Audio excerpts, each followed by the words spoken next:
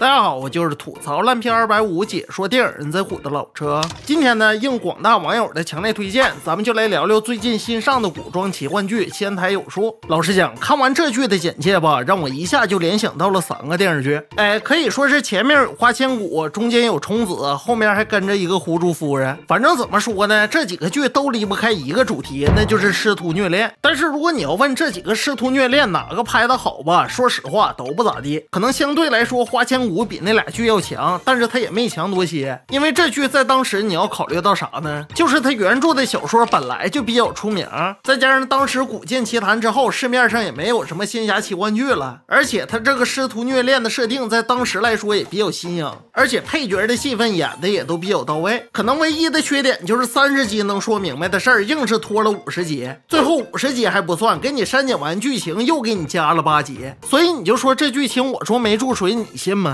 当然这剧总体来说吧也不算难看，不过你要反观咱们今天要说的这部《仙台有术》就不一样了。应该说这部剧前5集的剧情几乎就是无懈可击。当然在评价剧情之前吧，咱们还是要按照老惯例来说一下此剧的歌词大意。这部故事说的是在很久之前吧，世界以朝廷和玄门共治天下，也就是说他俩各管一摊。朝廷这边呢负责治安管理，而玄门这边吧则负责斩妖除魔。当然斩妖除魔这事儿吧，它并不是玄门的最终目的，因为加入玄门的这些人主要还是为了修仙飞升。不过在众多玄门之中，也有对修仙飞升嗤之以鼻的。你比如说剧中西山派的掌门木青哥，也就是咱们女主，虽然说她天生武灵根，注定就是一个修仙的材料，但是她平时呢从来就没把修仙飞升当回事儿，因为她把大量的精力都用在了吃喝玩乐上，并且她收的这些徒弟都是一些特长生，不是会弹琴的，就是会种花的，再不就是会算卦的，总之收了10来个。反正咱也不知道这些人都拜在女主门下，咋的女主精通10来种技能啊？真的，要是这样的话，你这门派也别叫什么西山派了，你直接把职业培训所的牌匾挂上得了。当然这都是后话，这不女主平时和未来的太子关系走的比较近，然后太子委托她呢去救一个人，因为这个人是他弟弟被正敌给抓走了，而此时吧也正处在朝廷争夺皇位的关键时候，所以女主在救人的过程中就认识了咱们男主苏一水，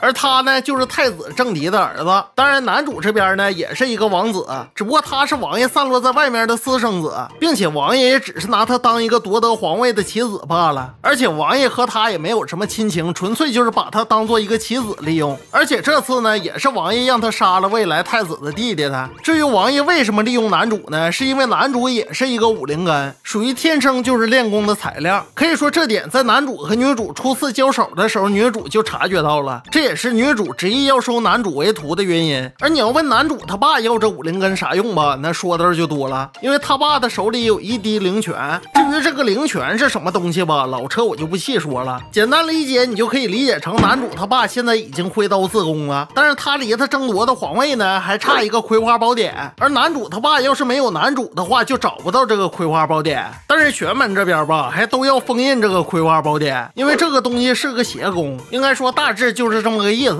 所以女主在知道实情之后就非要收男主为徒。可以说这里面女主有2个考量，一呢是男主也是武灵根，她也想让男主继承自己的衣钵；二呢也是女主真心想帮男主摆脱他父亲的控制。结果没想到就在这师徒俩感情升温的过程中发生了一件大事，那就是男主这边受到大反派的布局和挑唆，得到了全部的灵泉，也就是说男主这边已经修炼成魔了，可以说差一点就要在战场上夺得天下了。结果女主这边突然出现在战场上，也不知道使了一个什么吸星大法或者说佩恩溜道的招，直接就把男主身上的灵泉吸进了自己体内。也就是说接下来在面对众多玄门的讨伐，女主替男主挡了刀，直接就把女主当魔头给灭了。而男主这边呢为了报恩就通过转生术把女主给重生了，然后让转生后的女主拜自己为师，最后呢再玩一遍师徒虐恋，然后俩人一起齐心协力对付最后的大 boss。 当然大 boss 是谁我就不剧透了啊，反正整部剧大致的剧情差不多也就是这么个事儿。咱说实话，你要是就看前5集的剧情来说，这部剧在国产的古装奇幻剧里算是比较不错的了，最起码这剧的置景用了很多的实景，然后前5集的动作戏呢也比市面上80%的古装奇幻剧动作戏要好要多，而且最主要的就是前5集男女主的人设，可以以说前5集一边剧组用拍《春花宴》和《墨雨云间》这样的女主爽剧去拍了男主，然后另一边吧，再用塑造李逍遥和段誉的方式去塑造女主去。真的，咱们先抛开师徒恋不谈，就单说一个潇洒不羁和一个爽剧女主的2个性格搭配，在古装剧里就很少见。但是剧组呢，并没有沿用这种新颖的设定，而是在第5集之后，也就是在女主转生之后，剧情来了一个180度的大转弯。应该就我看的20来集来说，转生后的剧情完全拍成了花千骨和虫子的翻版，但是最后的剧情我没看啊，因为实在是看不下去了。当然，倒不是说这剧的剧情和花千骨、虫子完全一样，我只能说和呼祝夫人这种师徒恋的套路一样。可能我一说，大伙也都知道，就是那种徒弟不听话，到处惹麻烦，然后师傅给他擦屁股的剧情。最后呢，在这种揪来揪去的情节下，俩人突然看对眼了。应该说，这种老掉牙的套路也不光是师徒恋在用，你像那些很多欢喜冤家设定的流水剧也都这么拍。你像什么《且试天下》，对吧？还有什么《与君出江时》、《沉香如屑》，应该说这仨剧都是这路子。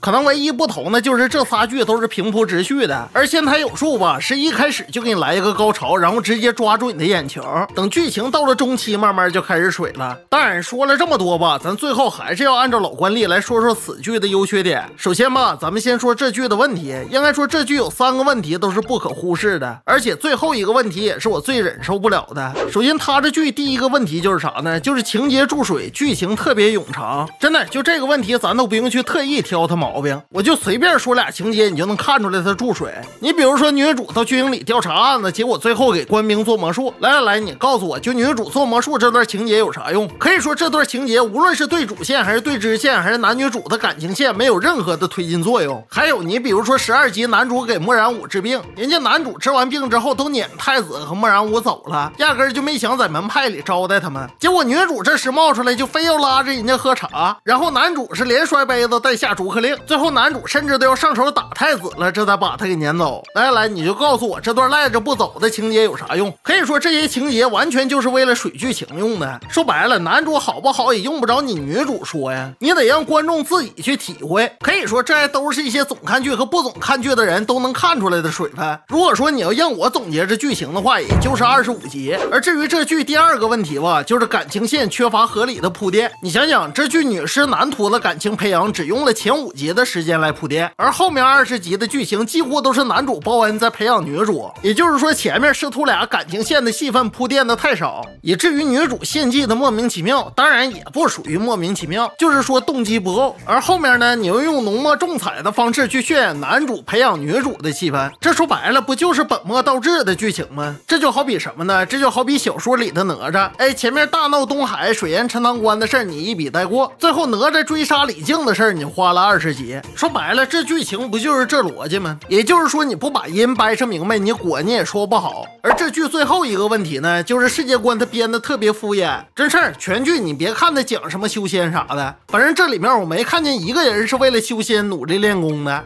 男主这边修仙呢是复仇谈恋爱，而女主这边修仙吧是吃喝玩谈恋爱。而且这还都是小事儿，你最搞不明白的就是他这剧里的战力，真的你都不知道这剧里到底谁厉害。你像咱们人人都看过的86版西游记吧，人家观音菩萨还知道说呢，说那镇元大仙连我都要让他3分，你这泼猴惹他干啥？也就是说，人家设计这玩意儿，即便咱不知道谁厉害，咱也知道谁的咖位高。而你反观仙台有树呢，真的你都整不明白谁厉害。你要说拥有灵泉的男主厉害吧，女主这边随便提前施个法术就把他灵泉给吸收了。而如果你要说人权合一的女主厉害呢，几大玄门随便施一个法阵就把女主给灭了。但是你要说几大玄门的力量大呢，你算吧，一个半路出家的魔头用女主的一滴血都能把他们给打得下不了炕。可你要说这魔修未究强不强吧，其实也不强。你算吧，男主在没有灵泉的加持下，催动几个树枝子都能吸走他一半功力。所以说他这剧里的战力都不是什么伤增伤减的事儿了，而是完全就是无序的。当然这也符合晋江文改编的一贯作风，那就是从来都不严谨。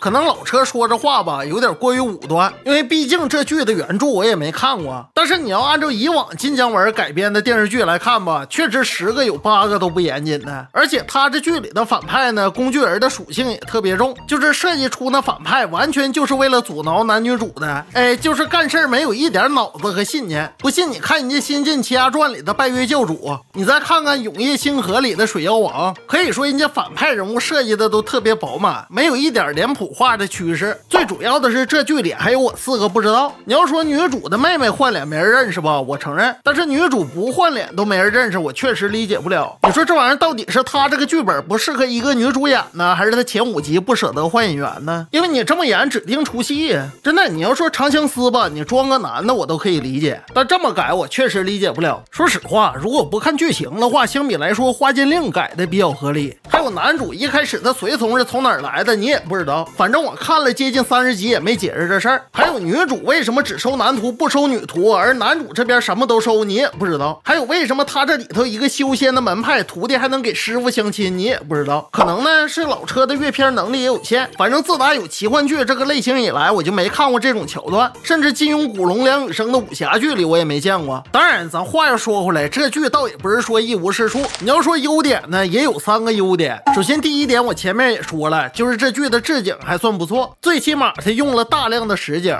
可以说有点当年古剑奇谭的意思了啊。而如果你要说到第2点吧，就是这剧的动作戏比较优秀，应该说在近2年的仙偶仙侠的电视剧里，动作戏能超过他的剧没有几个，包括我之前说的永夜星河。而你要说第3点吧，就是男女主角色诠释的比较到位。当然我说的不是演技啊，因为这剧它用的全是配音，所以说咱也看不着什么台词功底，但是男女主的表情还是比较到位的，起码做到了用了配音我也没觉得出戏。而且邓为在上次长相思里表现的也不错，有一点像当年汪东城的那种感觉啊。而女主这边吧，虽然说没看过她演过什么剧，但演戏的那个劲儿有点像汤唯。至于特效方面呢，这剧有的时候好，有的时候坏，也不知道是不是包给2个公司做的。总而言之，老车的结论就是啥呢？就是这部剧算是一个勉强过及格线的剧。你要是说和苍兰诀比吧，那指定是比不了，但是你要是说和什么狐珠夫人比啥的，那指定是强。起码这剧在主线上没有什么逻辑上的硬伤，可能对于老车这种看多了这种剧的朋友吧，就有点像上次我说白月繁星似的，虽然说不至于烂，但是也确实无聊。行了，咱们今天就侃到这儿吧，我是老车，咱们下期再见。